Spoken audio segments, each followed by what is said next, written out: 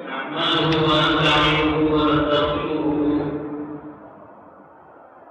ونتوب إليه ونؤمن به ونتوكل عليه ونعوذ بالله تعالى من شرور أنفسنا وسيئات أعمالنا من يهده الله فلا مضل له ومن يضلل فلا هادي له وأشهد أن لا إله إلا الله وحده لا شريك له وأشهد أن محمدا عبده ورسوله وصفيه وخليله إنه أدى الأمانة وبلغ الرسالة ونصح الأمة وجاهد في الله حق جهاده حتى أتاه اليقين اللهم صل على محمد وعلى آل محمد كما صليت على إبراهيم وعلى آل إبراهيم وبارك على محمد وعلى آل محمد كما باركت على إبراهيم وعلى آل إبراهيم في العالمين إنك حميد مجيد يا أيها الذين آمنوا اتقوا الله حق تقاته ولا تموتن إلا وأنتم مسلمون يا أيها الناس اتقوا ربكم الذي خلقكم من نفس واحدة وخلق منها زوجها وبث منهما رجالا كثيرا ونساء واتقوا الله الذي تساءلون به والأرحام إن الله كان عليكم رقيبا يا أيها الذين آمنوا اتقوا الله وقولوا قولا سديدا يصلح لكم أعمالكم ويغفر لكم ذنوبكم ومن يطع الله ورسوله فقد فاز فوزا عظيما اللهم إنا نسألك الفوز العظيم في الدنيا والآخرة أما بعد فإن أصدق الحديث كتاب الله تعالى وخير الهدي هدي محمد صلى الله عليه وسلم وشر الأمور محدثاتها وكل محدثة بدعة وكل بدعة ضلالة وكل ضلالة في النار اللهم إنا نعوذ بك من عذاب النار. Katika darasa iliyomalizika kwenye kitabu Ahkamul Janaiz, ambapo tulikuwa tukizungumzia juu ya swala ya maiti, na kwenye kiini cha maudhui ilikuwa ni kuhusiana na suratul Fatiha katika swala ya jeneza.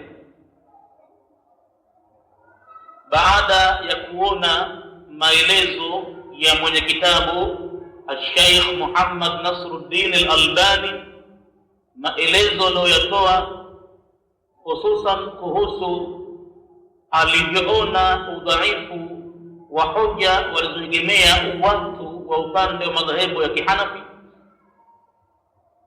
juu ya kutokuijali ile hadithi au maelezo ya tabi'i aliyoeleza kwamba sahaba wa mtume bwana Abdullah ibn Abbas amesali akasoma alhamdu na sura, kama ilivyokuja katika baadhi ya riwaya kwamba na sura.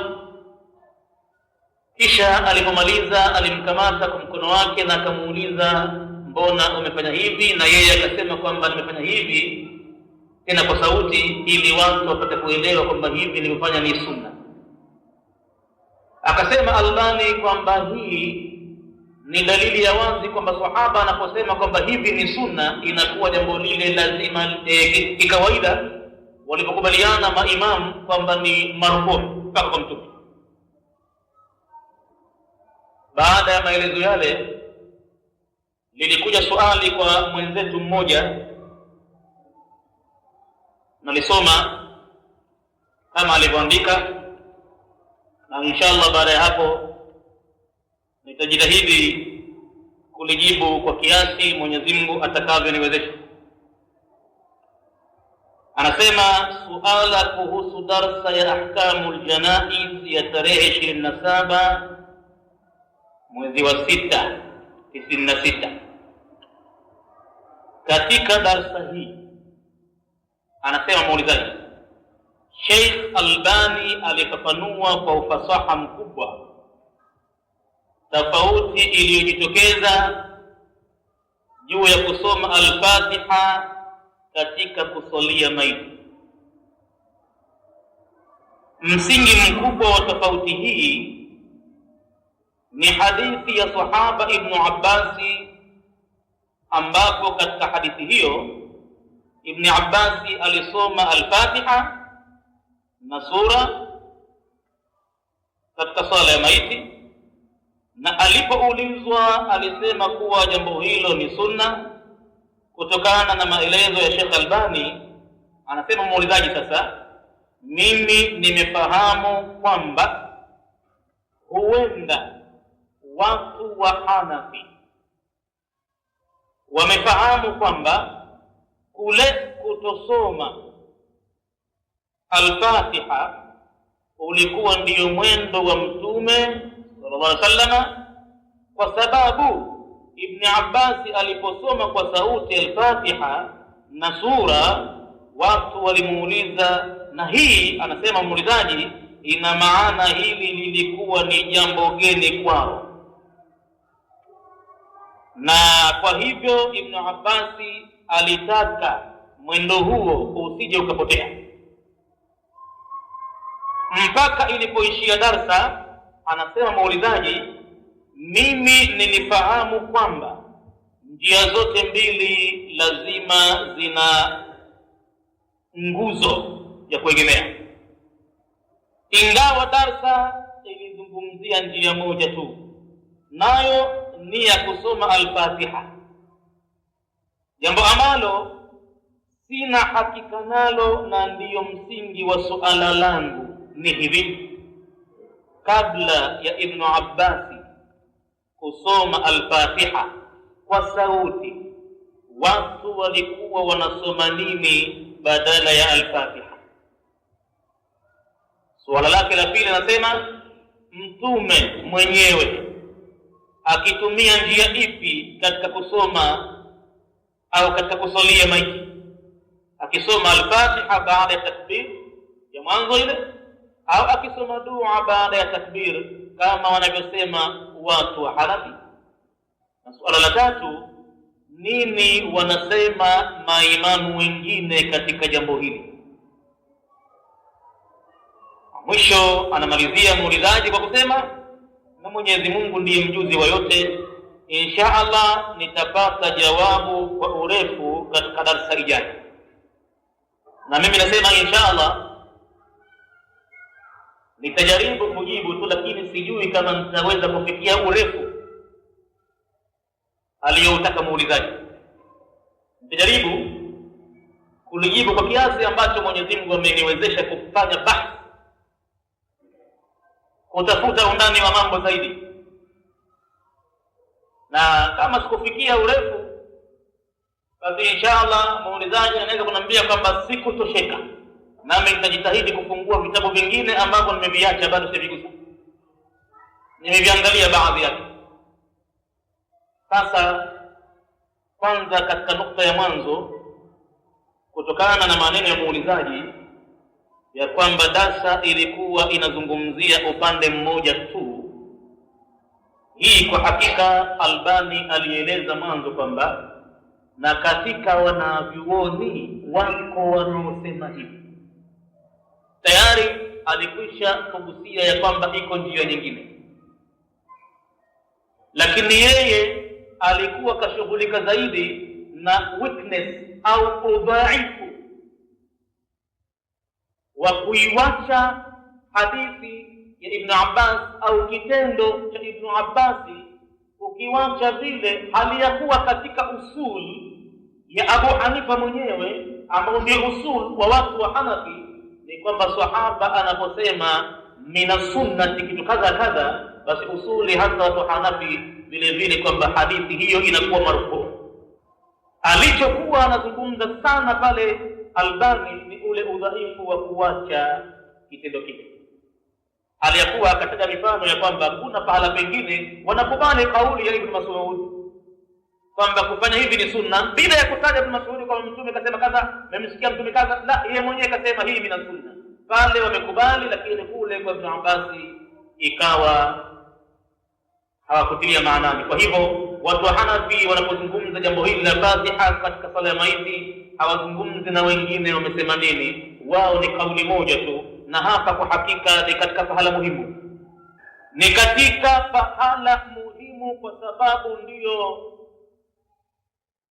vimepatikana vita vya panzi kwa Waislamu sisi, ikawa neema ya kunguru kwa wasiokuwa Waislamu katika upande wa suala zima la kufanya taassubi katika madhehebu. Ingawa wenyewe maimamu walioasisi huo mwenendo wao wenyewe kwa hakika hawakuwa na taassubi yoyote, hawakuwa na ugomvi wowote, hawakuwa na kutokufahamiana katika ibada, hawakufikia daraja ya kwamba madhehebu fulani asimuoe mtoto fulani. Lakini wafuasi wamefikia hapo. Watu wa Hanafi wanasema ya kwamba kumuoa mtu ambaye anafuata madhehebu ya Shafi'i ndoa haisihi. Hiyo sio kauli ya mwenyewe Imam Abu Hanifa, ni kauli ya watu wa Hanafi. Ndoa haisihi. Dalili yao ni kwamba watu wa Shafi'i wanasema ya kwamba ana mu'minun insha Allah, mimi ni mwenye kumamini Mwenyezi Mungu akipenda Mwenyezi Mungu. Kwa nini wanatia insha Allah? Kwa nini hawakati moja kwa moja ana mu'minun? Itikadi hiyo imefanya kwamba haifai kumuoa mtu wa Kishafi, na kama utamuoa basi itakuwa min babil jaiz, min babil jawaz, katika mlango wa kujuzu. Utachukulia kiasi hapo kama kwamba umemuoa ahli kitabu wa Kiyahudi na Nasara, ikawa Muislamu kama ilivyokuwa inajuzu. Ni katika mambo ya kujuzu tu kumuoa ahli kitabu wa Kiyahudi na Nasara, na hapo itakuwa inajuzu kwa kiasi fulani. Hiyo ni hatari kubwa. Huu ni mlango wa shari kwa Waislamu. Imekuwa ni vita vya panzi, wanapigana wenyewe kwa wenyewe. Inakuwa neema ya kunguru kuchukua wale maiti wa panzi kwa urahisi kabisa. Kwa hakika hapa ni katika nafasi muhimu. Waislamu wanatakiwa kutokujali, kung'ang'ania madhehebu yake mtu amesema nini. Anatakiwa mwisho aangalie zile hoja zinazokwenda, na dalili iliyokuwa nzito ni dalili ya kufuatwa. Na kauli za maimamu niko pale pale kusema kama nilivyosema katika darasa iliyopita, ni za kuheshimiwa. Wamejitahidi kwa hakika, wamesaidia sana katika Uislamu kufikisha mambo kwa urahisi kwa watu wengine waliokuwa si Waarabu. Wamesaidia sana kukusanya hadithi na hivi na hivi, wamefanya kazi kubwa. Kauli zao ni za kuheshimiwa, lakini ni kwamba pale wanapokwenda upande, wanapokosea mtu kimbainikia, atumie nafasi ya kuwatakasa. Isiwe kwamba anamsukumia mtu kwamba yote kayataka fulani, yeye kasema hivi, na hapana, ni kumtakasa yeye sasa. Na hapo ndipo walipomaliza maneno yao wote kwa pamoja, maimamu al-Sunna wal Jamaa wote wanne na wengine wengi wamesema ya kwamba kauli zetu sisi zikitofautiana na kauli ya Qur'ani ya Mwenyezi Mungu, zikitofautiana na kauli ya Mtume, zetu sisi wacheni na mkamate ile ya Mwenyezi Mungu na ya Mtume. Lakini tatizo liko kwetu sisi wafuasi wa mambo, wafuasi wa maimamu. Sisi na mambo makubwa, inafika mpaka kuharamisha mtu asimuoe mtu Hanafi, asimuoe mtu wa Shafi'i kwa sababu ya itikadi ile. Na ikiwa ni itikadi hiyo, basi Mwenyezi Mungu amezikataa kauli za watu al-A'rabu waliosema kwamba wameamini. Amekataa mtu asijitape kwenye imani. Qalat al-A'rabu amanna, mabedui wamesema wameamini. Qul, Muhammad waambie, lam tu'minu, hamkuamini. Walakin qulu aslamna, lakini semeni kwamba mmesilimu tu, daraja ya imani bado. Walamma yadkhulul imanu fi qulubikum, hata haijaingia bado imani katika nyoyo zenu. Ina maana imani si kitu cha kujiproud mtu akajiona kwamba ana imani na akapenda kujitangazia. Imani ni siri baina ya Mwenyezi Mungu na mja wake. Hakuna mtu anaweza kumjua mtu imani yake ikoje ndani ya moyo wake. Itakuwa mtu anadhani tu, nadhani fulani imani yake madhubuti, huwezi kumjua. Na ndiyo maana Bwana Mtume yeye mwenyewe akatuonyesha maombi yake. Anapoomba dua zake huwa anaomba Allahumma inni as'aluka imanan kamilan wa yaqinan sadiqan, na kuomba unipe imani kamili. Je, Mtume anaomba apewe imani kamili, ina maana imani yake imepungua? Hasha! Mwenyezi Mungu asije kumchagua kumpa utume ittala Allahu ala qulubi al-ibadi fawajada qalba Muhammadin khayra qulubi al-ibadi fakhtarahu lirisalati. Mwenyezi Mungu ameziangalia nyoyo za viumbe wote katika viumbe vyake alivyoviumba, akaukuta moyo wa Muhammad ndiyo moyo bora zaidi kuliko nyoyo za viumbe wote, akamchagua kumpa ujumbe wake mwisho. Na akaziangalia nyoyo za maswahaba wake, akaziona ni nyoyo za watu bora kabisa, akawachagua wao ndio maswahaba wake. Basi kwa hivyo imani pale watu wa Shafi wanapoonekana kwamba kwa nini unasema ana mu'minu insha Allah, si kitu cha kuitangazia mtu akidai, ni kitu cha kumuomba Mwenyezi Mungu mtu ampe imani. Sasa narejea kusema kwamba haya ni mambo ya kuangalia sana Waislamu wasije wakafikia katika mambo waliofikia watu. Nitabainisha kauli ambazo watu wamefikia katika daraja mbaya sana, lakini sasa kwanza ninakwenda kwa mujibu wa maudhui ya swala ilivyo. Kwa ufupi, swala hili kwa upande wa maimamu wanne walio mashuhuri juu ya al-Fatiha katika swala ya jeneza. Maimamu wanne walio mashuhuri katika ahli sunna wal jamaa ni Imam Abu Hanifa, Imam Malik ibn Anas, Imam Ash-Shafi'i na Imam Ahmad bin Hanbal. Hawa ni mashuhuri zaidi, madhehebu zao zimebaki mpaka leo duniani, wanafuatwa na mamilioni ya wafuasi. Anaofuatwa na watu wengi zaidi ni Abu Hanifa, anafuatwa na mamilioni nyingi sana. Anafuatiwa na Shafi'i, ndo anaofuatwa na karibu zaidi na yeye. Watu wanamfuata Shafi'i wanafuatia pale, alafu anafuatiwa Malik, na mwisho kabisa Ahmad bin Hanbali anafuatwa na kiasi cha watu milioni 50 katika population ya ulimwengu. Lakini Abu Hanifa anaongoza yeye kufuatwa na watu wengi zaidi. Sasa rai zao maimamu wanne ni kwamba ruknu kuisoma al-Fatiha ni nguzo, tabtulu salata bi'adami qira'atiha, huwa inabatulika sala ya jeneza ile kukosekana kusoma alhamdu inda Shafi'iyya. Hivi ndivyo walivyokamata watu wa Shafi wal Hanabila na watu madhehebu ya Hanbali. Shafi na Hanbali ni mtu na mwanafunzi wake. Wafuasi wao wamekamata kwamba kuisoma alhamdu ni nguzo katika kusalia jeneza, na inapokosekana kusomwa swala ya jeneza inakuwa batili. Kwa upande mwingine, haramun ya'thamu al-musalli idha qara'aha 'inda al-Hanafiyya, ni haramu na anapata madhambi mwenye kusalia jeneza idha qara'aha, anapoisoma hiyo sura al-Fatiha. Kwa nani? Inda al-Hanafiyya, mbele ya watu wa Hanafi. Unaposalia jeneza kwa watu wa Hanafi, sio imam mwenyewe Abu Hanifa, kwa watu wa Hanafi ni kwamba unapata dhambi. Na kwa Imam Malik makruhatun qira'atiha, ni uchukivu kuisoma. Hakufikia kwenye kuharamisha, kasema ni uchukivu, inachukiza kuisoma, karaha. Hii inda al-Malikiyya, mbele ya Imamu Malik. Sasa katika kufanya kuyatafuta mambo haya kwa undani zaidi, nilianza kwanza kuangalia Muwatta ya Imam Malik, kitabu mashuhuri sana hicho cha Imam Malik kiitwacho Al-Muwatta. Katika kitabu cha Muwatta, Imam Malik ameweka mlango babu ma yakulu al-musalli ala al-janaza, mlango wa mambo ambayo anayasema mwenye kusalia juu ya jeneza.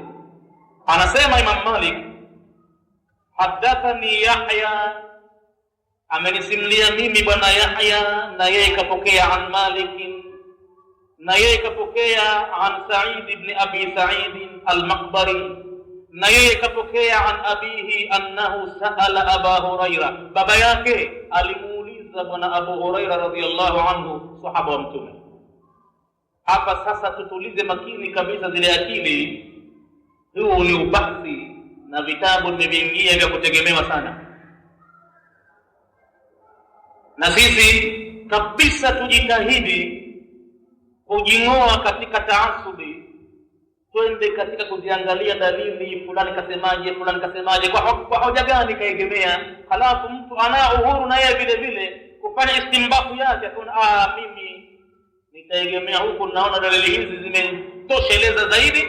Na halafu kama yule mwenzake ametumia jitihada, basi mwenye kujitahidi hulipwa thawabu mara moja kama atakosea, lakini kama ataswibu kwa juhudi yake atalipwa thawabu mara mbili. Mwenyezi Mungu atamlipa kule kujitahidi kwake, kupekua, atamlipa, haitapotea bure ile, na atamlipa kwa bakasibu. Lakini kama kakosea na nia yake ni nzuri, si kuharibu dini, hana mambo ya kung'ang'ania taasubi, hatari ipo kwamba dalili ishakuja mtu akasema kwamba la, kauli ya imamu wangu mimi ndio bora zaidi kuliko Qur'an, kuliko hadithi, ama hapo itakuwa ni hatari. Kwa hivyo anasema aliuliza baba mtu alimuuliza Abu Huraira, kaifa tusalli ala aljanaza, vipi Abu Huraira unasalia juu ya jeneza? Faqala Abu Huraira, akasema Abu Huraira, ana la'amrullahi, mimi naapa kwa Mwenyezi Mungu, ukhbiruka, nakupa habari ya kweli, nakwambia ya kwamba attabi'uha min ahliha, nafasa hilo jeneza la mtu wake ambaye amekufa, nalipata napata mzigoni. Fa idha wudi'at, na wakati linapowekwa mimi ili niwemo miongoni mwa watu wa kusalia, basi mimi, anasema Abu Huraira, kabbartu, natoa takbira ya kuhirimia, wa hamidtu Allah, na hapo tena baada ya takbira ihram namsifu Mwenyezi Mungu, natoa tahmid. Halafu wasallaitu ala nabiyihi, namsalia mtume wake. Thumma aqulu, kisha baada ya hapo nasema, Allahumma, Mwenyezi Mungu, innahu abduka, hakika huyu ni mja wako unomsalia sasa, wabnu abdika, na ni mtoto wa mja wako Adam, wabnu amatika, na ni mtoto wa mjakazi wako bibi Hawa. Kana, mwenzetu huyu tunomsalia sasa alikuwa uhai wake, yashhadu an la ilaha illa anta, anashuhudia ya kwamba hakuna mwingine afaaye kuabudiwa ila wewe, wa anna Muhammadan abduka wa rasuluka, na kwamba Muhammad ni mtumwa wako na mjumbe wako, wa anta a'lamu bihi, na wewe Mwenyezi Mungu ndio unomjua mja wako huyu. Allahumma, Mwenyezi Mungu, in kana muhsinan, akiwa huyu ni mtendaji wema, fazid fi ihsanihi, basi nakuomba mzidishie katika wema wake. Wa in kana musian, na kama yeye ni mtenda ubaya, fatajawaz an sayiatihi, yapite juu makosa yake, usiyajali, yani msafishie, umsamehe. Allahumma la tahrimna ajrahu, Mwenyezi Mungu usitukoseshe sisi malipo yake maiti huyu, wala taftinna ba'dahu, wala usitufitini tukapotoka baada yake. Hii kwanza ni kisa cha mwanzo, hadithi ya mwanzo katika mategemezi ya Imamu Maliki, na tumesema kwamba yuko pamoja na Imam Abu Hanifa katika upande wa kutokuisoma alhamdu katika sala ya jeneza. Mategemezi ni kwamba Abu Huraira alipoulizwa alisema hivi baada ya takbira kuhirimia, anasema wa hamidtu Allah, namhamidi Mwenyezi Mungu. Tayeb, ingawa ukichunguza al-Fatiha sehemu yake ya mwanzo ni tahmidi na sanaa ya Allah, lakini kwa maneno hayo ina maana kwamba sio alhamdulillah. Dalili ya pili, bado niangalia katika kitabu kimoja Muwatta, nikiondoka kwenye Muwatta nitakwenda kitabu kingine. Pia Imam Malik kwenye Muwatta, ambacho kitabu hichi Imam Shafi'i mwanafunzi wa Imam Malik, maana wote hawa wamesomeshana. Abu Hanifa ndo mzee mtu mzima, yeye kawawahi baadhi ya maswahaba inasemekana, ama matabiini kawawahi wengi. Wakati anakufa Abu Hanifa, Shafi'i ndo anazaliwa, ina maana kumuona. Lakini Imam Shafi'i alipoulizwa, je, kama utasali mbele ya mtu wanaofuata madhehebu ya Hanafi na halafu akajishika kiungo chake cha siri ndani ya swala, unasemaje Shafi'i swala yako pale?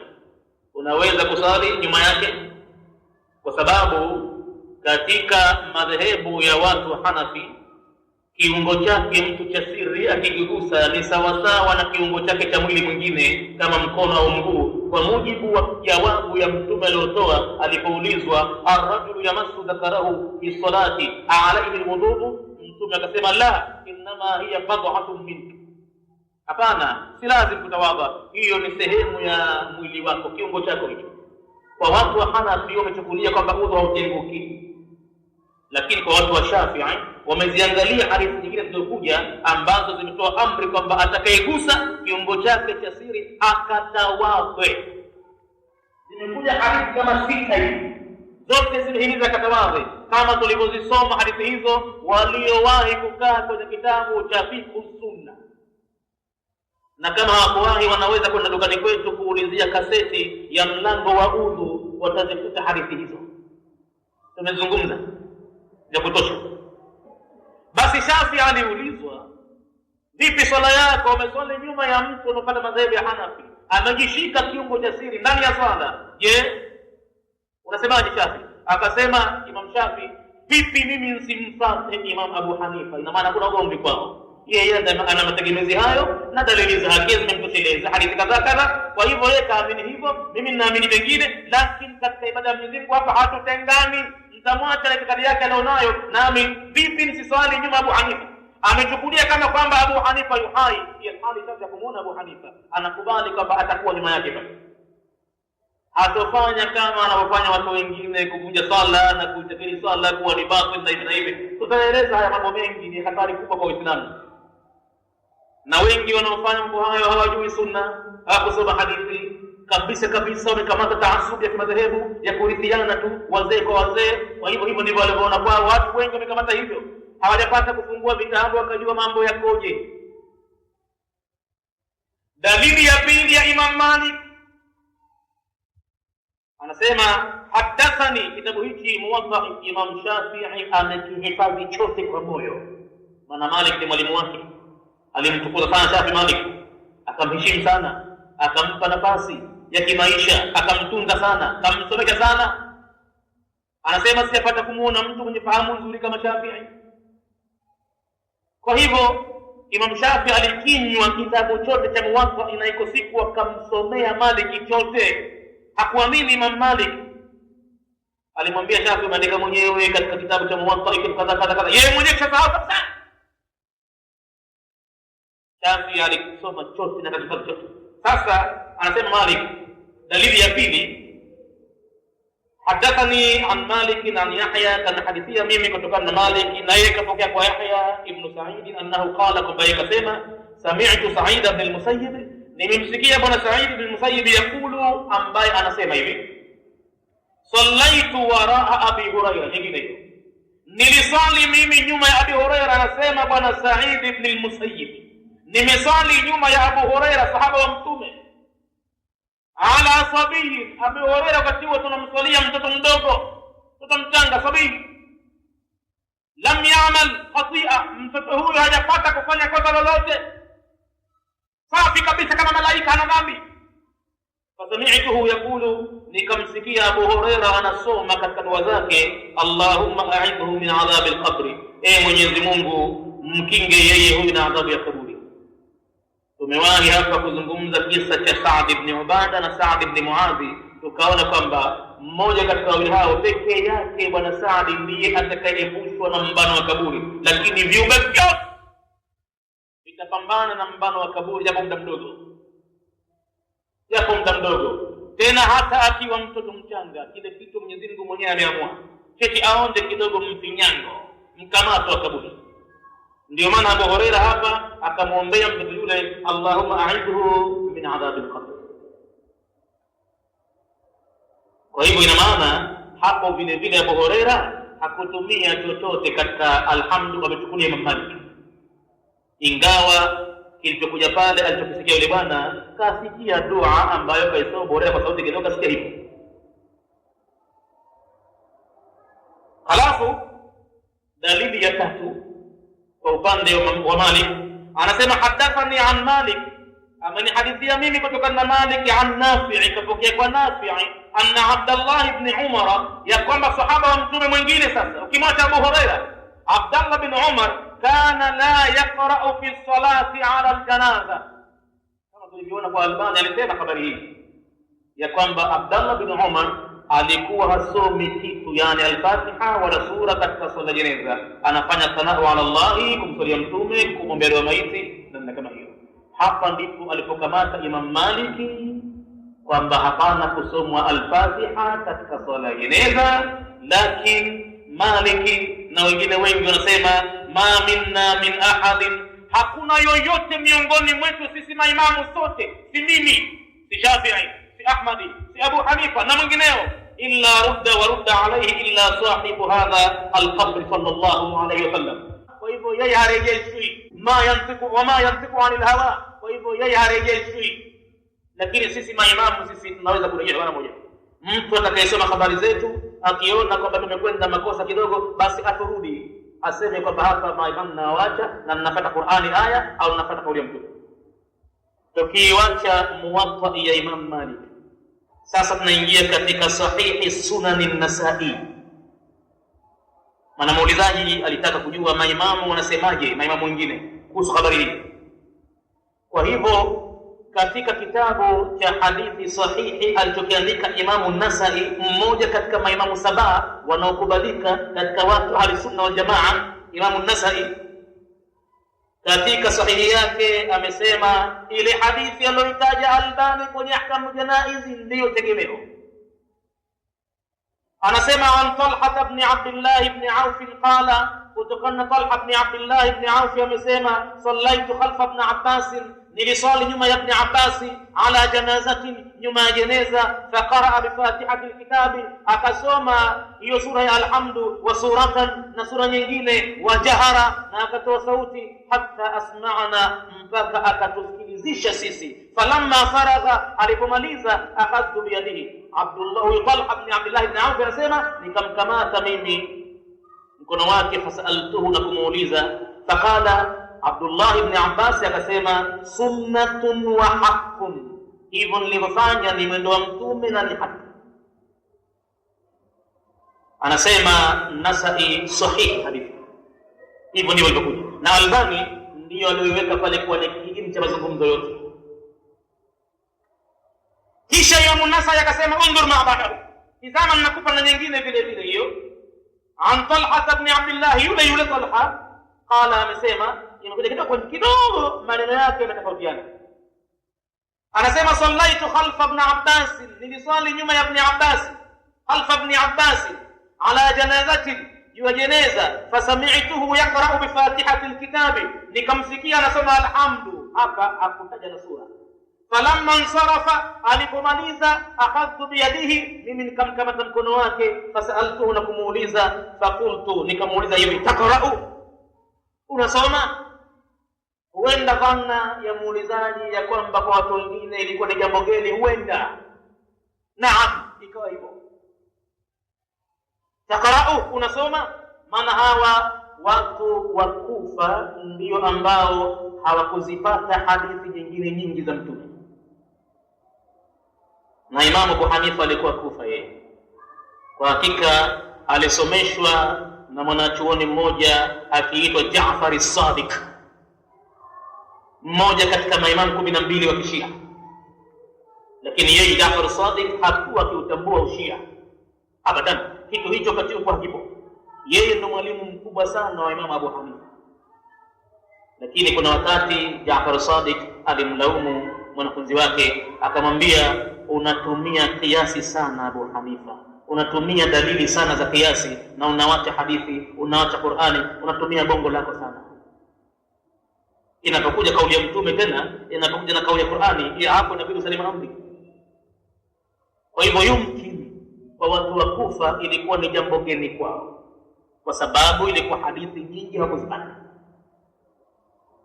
Basi anasema alimuuliza hivi, taqra'u, unasoma? Qala na'am, akajibu Ibn Abbas ndiyo, innahu haqqun wa sunna, hili jambo ni haki na ni sunna.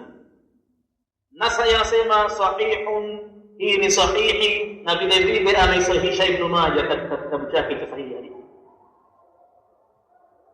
Nyingine wanasema Nasai an Abi Umama annahu qala, kutokana na Abi Umama amesema as-sunnatu fi salati, mwendo wa mtume katika swala, ala aljanazati, juu ya jeneza, an yaqra ba'da takbirati alula, ni kusoma mtu baada ya takbira ya mwanzo bi ummi alqur'ani, ile sura inayoitwa ummu alqur'ani, yani alhamd, na ataisoma mukhafatatan, kwa kuificha kwa siri. Thumma yukabbiru bi thalathan, kisha atafatisha takbira nyingine tatu kwa kuomba kumsalia mtume, tena kumgadua maiti, wa taslimu inda al-akhirah, na atatoa salamu mbele ya takbira mwisho ya 4. Hiyo anasema sahihu al-ahkami, ni sahihi katika kitabu cha ahkam. Huyo ni sahaba Abi Umama. Tukimwacha yule Abdullah bin Abbas, kuna na mwingine Abi Umama anasema sunna katika sala ya jeneza ni kusoma baada takbira ya mwanzo bi ummi al-Qur'an. Hapo ndipo walipokamata Imam Shafi na mwanafunzi wake Ahmad bin Hanbali, wamekamata dalili hizo. Nikikiacha kitabu cha Sahihi Nasai, nilifungua vile vile Sahihi Sunan Abi Daud, hadithi sahihi za Imam Abu Daud. Na Abu Daud vile vile ni mmoja kati ya maimamu 7 wanaokubalika na ahli sunna wal jamaa katika wanaokusanya hadithi sahihi. Kaweka mlango Abu Daudi, babu ma yuqra ala aljanaza, mlango wa kitu gani husomwa katika sala ya jeneza. Hadithi aliyotegemea Abu Daudi ni ile ile aliyoandika Albani ya Talha ibn Abdullah ibn Auf. Maana katika mlango huu utaikuta hadithi hiyo ndio inaanza katika vitabu vyote. An Talha ibn Abdullah ibn Auf qala sallaytu ma'a ibn Abbas ala janazatin faqara bi fatihati alkitabi faqala, kisha akasema, yani hapa bila kuulizwa, akasema innaha min as-sunnah, huo ni katika mwendo wa mtume, na kufundisheni hivyo mjue. Sahihi al-Ahkam inapatikana katika kitabu Sahihi al-Ahkam. Na nikiacha Sunan Abi Daudi, vile vile sahihi ya Sunan Ibn Majah, hadithi sahihi za Imam Ibn Majah. Ibn Majah ni kati ya maimamu 7 wanaokubalika ahli sunna wal jamaa kwamba wamekusanya hadithi sahihi. Naye kaeka mlango babu ma jaa fi alqira'ati ala aljanaza, mlango wa yaliyokuja kuhusiana na kisomo juu ya sala ya jeneza. Hadithi aliyotegemea ni ile ile, lakini yeye anasema an Ibn Abbas, moja kwa moja, sio kupitia kwa Abdullah, sio kupitia kwa bwana Talha ibn Abdullah ibn Auf. Sasa anasema Ibn Majah an Ibn Abbas, kutokana na Abdullah ibn Abbas sahaba wa mtume, anna nabiyya, hakika ya mtume wa Mungu. Sasa mambo yamegeuka sasa. Kule kote Ibn Abbas alikofanya kitendo, mtu anamuuliza na yeye akajibu kwamba ni sunna. Hii imekubalika pamoja na hayo kwa watu wote wa ahli sunna wal jamaa, maimamu wale. Sahaba wa mtume anaposema kitu kadhaa mina sunna, basi bila shaka hawezi kumtulia mtume wa Mwenyezi Mungu uongo, inakuwa marfuun ila nabii. Lakini sasa Ibn Abbas anna nabiyya, anasema hakika ya mtume sallallahu alaihi wasallam qaraa ala aljanazati bi fatihati alkitabi, amesoma katika jeneza kufungue fatihati kitabu. Nadhani muulizaji napata kumjibu kwamba yeye mwenyewe mtume amesoma nini, na nadhani sasa zinaingia zile jawabu kidogo kidogo kwamba na mtume akisoma alhamdulillah. Ni katika hadithi sahihi hiyo, katika Sahihi Ibn Majah. Nilipoacha kitabu sahihi cha Ibn Majah nikakamata al-Ummu ya Imam Shafi'i.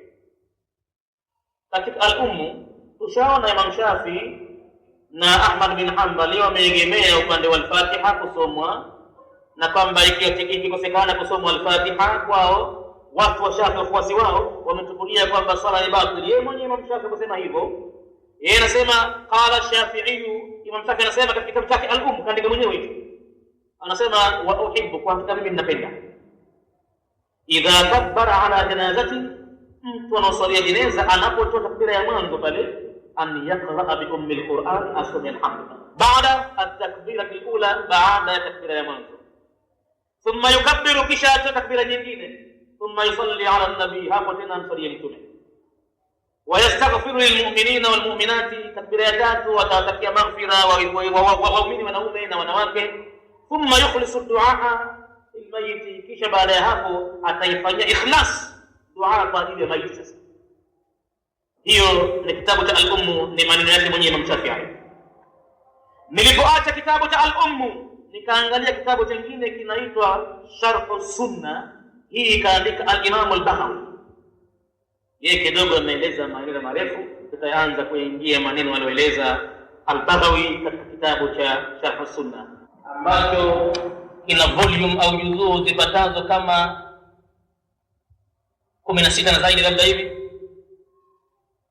Ameweka mlango qira'atul Fatihati fi salati al-janaza, kuhusiana na maudhui ya kisomo cha sura ya alhamdu katika sala ya jeneza, wa du'a lil mayyit, na dua kwa ajili ya maiti. Hiyo ndio maudhui ya mlango, kaweka hivyo.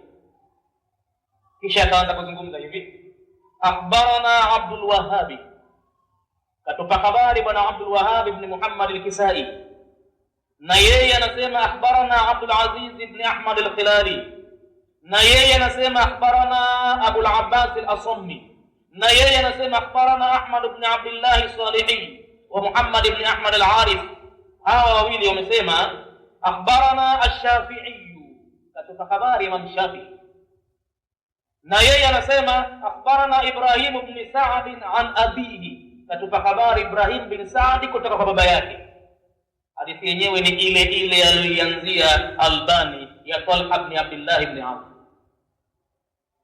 عن طلحة بن عبد الله بن عوف قال صليت خلف ابن عباس على جنازة، niliswali nyuma ya Ibn Abbas juu ya jeneza, faqara Fatihat al-Kitab, akasoma alhamdu, fasallama, kisha akatoa salamu.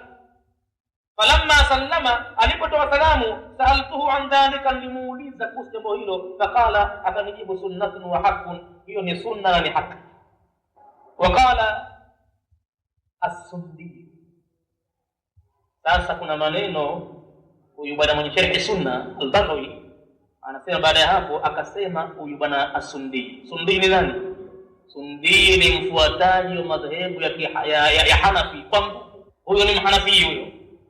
Anasema qauluhu haqqun wa sunnatun, ama kuhusu kauli yake Ibn Abbas hapa aliposema haqqu na sunna,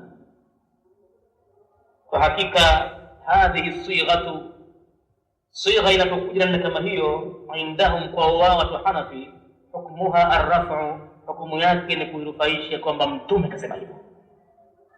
Huyo sasa ni mtu wa Hanafi. Sasa anasema sisi ndio tulivyo katika usuli yetu ya kifikra, lakini fi ifadat al-iftirad bihaithu naam, katika kufidisha pale mambo zaidi kwa kauli yake kwamba naam, hii ni sunna. Anasema yanbaghi an takuna al-Fatihatu, hapa inafaa isemwe ile sura ya al-Fatiha juu ya sala jeneza isemwe aula, ni bora zaidi. Ina maana kwamba na ule mwendo wao wanaofanya asanai ala Allah, kumsalia mtume, kumhimidi maiti, vile vile unabaki pale pale, lakini anakubali kwamba kwa hapa al-Fatiha ni aula. Tena wa ahsanu, na ni bora na ni nzuri zaidi, min ghairiha, kuliko chochote kingine, min al-adhiyati, katika dua. Ina maana kwamba watu Hanafi wakisoma alhamdu itakuwa naisoma kama tulivyosema kwa Albani kwa nia ya dua. Anakubali kwamba alhamdu kwa upande wa sifa za Mwenyezi Mungu zilizomo mle na dua iliyomo mle ni bora zaidi kuliko dua yoyote.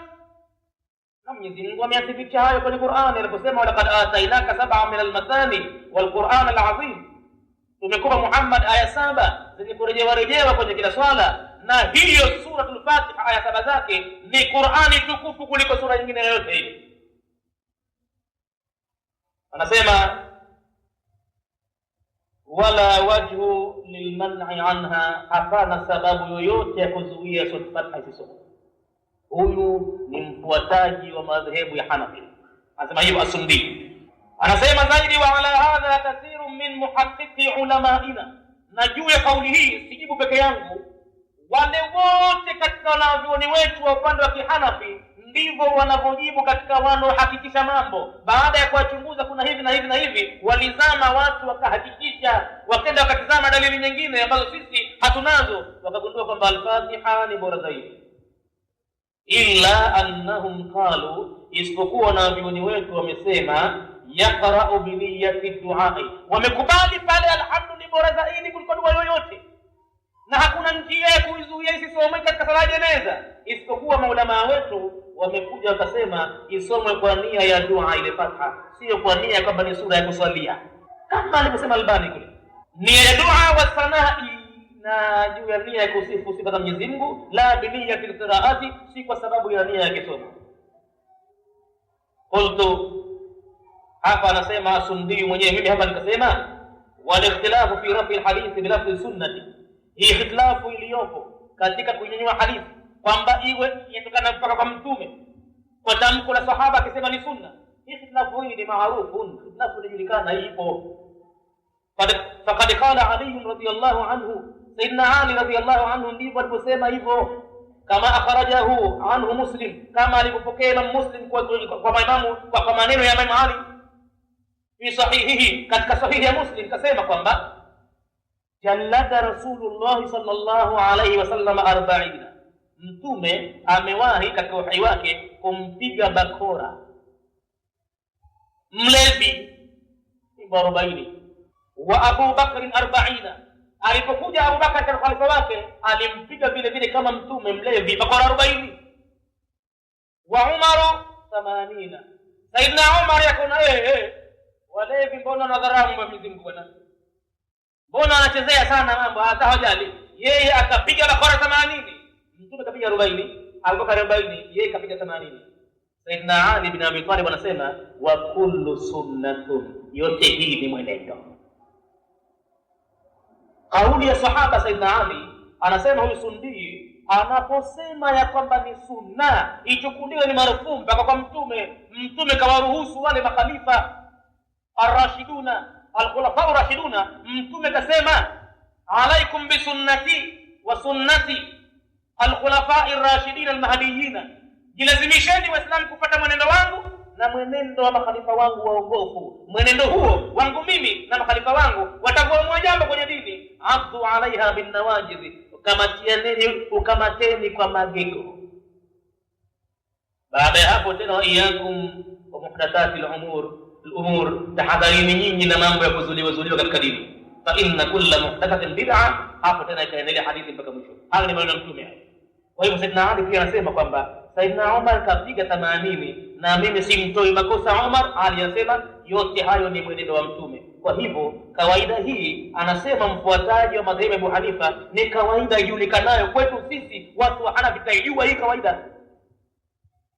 Sahaba kitamka vile na kwa marufuu kwa mtume. Anasema hadha alhadith sahihun, hadithi hii ni sahihi tulizungumza nyuma juu ya habari ya al-Fatiha kwenye sala jeneza. Akhrajahu Muhammad ibn Kathir an Sufyan an Sa'id ibn Ibrahim an Talha mwenyewe, wa yurwa annahu jahara bi Fatihati al-kitabi, na inasimuliwa kwamba Ibn Abbas alitoa sauti kwa kusoma alhamdu, wa qala, na akasema alipoulizwa nitaalamu annaha sunna, ili mpate kujua kwamba huo ni mwenendo. Ina maana kauli yake pale Ibn Abbas marufuka kwa mtume.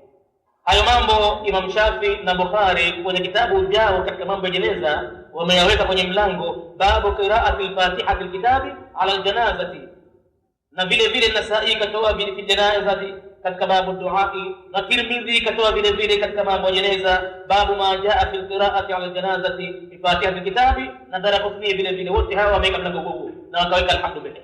Kisha anasema Imam al-Baghawi katika kitabu chake hichi cha Sharh Sunna, واختلف أهل العلم وكاختلافيان وتوعلم في القراءة في صلاة الجنازة kuhusu habari ya kisomo katika sala ya jeneza. Fadhahaba ba'd ahli al-ilm, basi wakenda baadhi ya wanavyuoni min ashabi nabii, kuanzia masahaba wa mtume sallallahu alayhi wasallam, wa ghairihim, na baada ya masahaba kwa na tabi'ina vile vile wamekwenda kwenye njia hii ila qiraati Fatiha kitabi, kuanzia masahaba wa mtume mpaka matabiina wamekwenda katika madhehebu ya kusoma alhamdu fiha katika sala jeneza baada takbirati alula, baada takbira ya mwanzo. Minhum, miongoni mwa masahaba hao, Abdullah ibn Mas'ud, yule ambaye watu wa Hanafi wanamkubali katika pahala aliposema mina sunna, yeye wanamkubali. Ama pale kwa Ibn Abbas kidogo walikuwa na tofauti, na tutazungumza zaidi kuhusu habari ya alhamdu na watu wa Hanafi hata katika swala hizi za fardhu aini, watilia mbali na jeneza, kwao kuna tofauti kubwa kuhusu alhamdu. Hayo tutazungumza baadaye inshallah. Miongoni mwao waliokwenda mwendo huu ni Abdullah bin Mas'ud wa Ibn Abbas wa Abdullah ibn Amr ibn al-As wa Sahl ibn Hunayf. Hawa ni katika masahaba, wa huwa kaulu Shafi'i, na katika upande wa maimamu hiyo ndio kauli ya Imam Shafi wa Ahmad na mwanafunzi wake Ahmad bin Hanbali wa Ishaqa vile vile. Wa dhahaba ba'dhum, na wengine wamekwenda, anasema kwenye kitabu cha Sharh Sunna Imam Baghawi, anasema wengine wanavyuoni wamekwenda ila annahu la qira'ata fiha, kwamba hakuna kisomo ndani yake, kama alivyozungumza hayo Albani. Wakasema innama hiya sana'un 'ala Allah, hakika swala jeneza ni sifa tu ya Mwenyezi Mungu Ta'ala, wassalatu ala rasulillah sallallahu alaihi wasallam, na kumsalia mtume wa Mwenyezi Mungu, wa du'a lil mayyit, na kumwombea dua maiti, wa bihi, na kwa kauli hiyo qala Ash-Sha'bi, amesema Imam Sha'bi. Hapa kwa hakika Imamu huyu Al-Baghawi hakutaja masahaba wote kama alivyotaja kule katika mategemezi yale kwamba kuna masahaba fulani wamekamata mwendo wa alhamdu. Hapa katika kuiacha alhamdu ameanza kuingia kwa maimamu, lakini Muwatta ya Imam Malik nimeanza kuisoma mwanzo kwamba Abu Huraira alipoulizwa alijibu vile. Wan-Nakhai, na Imam an-Nakhai anakamata mwendo huu, hakuna alhamdu kwake. Wa huwa kaulu Thawri, na hiyo ni kauli ya Athawri, ni katika maimamu hao. Wa ashabu rai, na watu wanaofuata zaidi rai kuliko dalili ya hadithi na Qur'ani, watu wa rai wote wametegemea kwamba hakuna alhamdu. Na mategemezi ya nguvu anasema ruwiya an Ibn Umar, imesimliwa kutokana na sahaba wa Mtume Abdullah bin Umar, annahu, kwamba yeye lam yakun yaqra, hakuwa akisoma kitu. Hata Albani vile vile katika darasa iliyopita alitangulia kusema hivyo vile vile. Anasema akhrajahu Ahmad. Hayo mambo ya mategemezi ya upande wa pili ameyatoa Ahmad wa Tirmidhi wa Abu Daud fi janaizi katika babu du'a lil mayyit, Ibn Majah fi janaizi katika babu ma jaa fi du'a fi salat al-janaza. Wakatoa kwamba kuna mategemezi ya hawa wasema hivi. Wal Hakim, na Hakim vile vile min turukin an Yahya, katika njia nyingi zilizokuja kutoka na Yahya ibn Abi Kathir an Abi Salamah an Abi Huraira. Waqala al-Hakim, ambaye kapita kwa Abi Huraira kama tulivyotaja katika Muwatta, na Hakim akasema sahihun, ni mambo ambayo sahihi hayo inapatikana kweli kwa Abu Huraira ala sharti shaykhaini, lakini mashaykha wawili Bukhari na Muslim kusihi kwa mambo yale ya kwamba Abu Huraira aliulizwa kujibu vile, wao Bukhari na Muslim wameweka sharti ya kusihi mambo yale, haikupita moja kwa moja isipokuwa wameweka sharti. Lakini wawafaqahu Dhahabi, Imam Dhahabi amewafiki, wa huwa kama qala, nayo kama walivyosema wawili hao, yani Bukhari na Muslim, yani kwa sharti.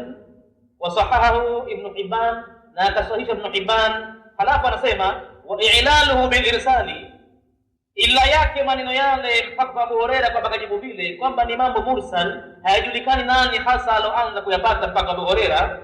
Anasema la yadhuru, kwa hakika maneno yale kwa ni mursal haidhurishi kitu, lianna alladhina wasalu, kwa sababu wale waliounganisha mpaka kupata kwa Abu Huraira jama'atun, ni jamaa wengi.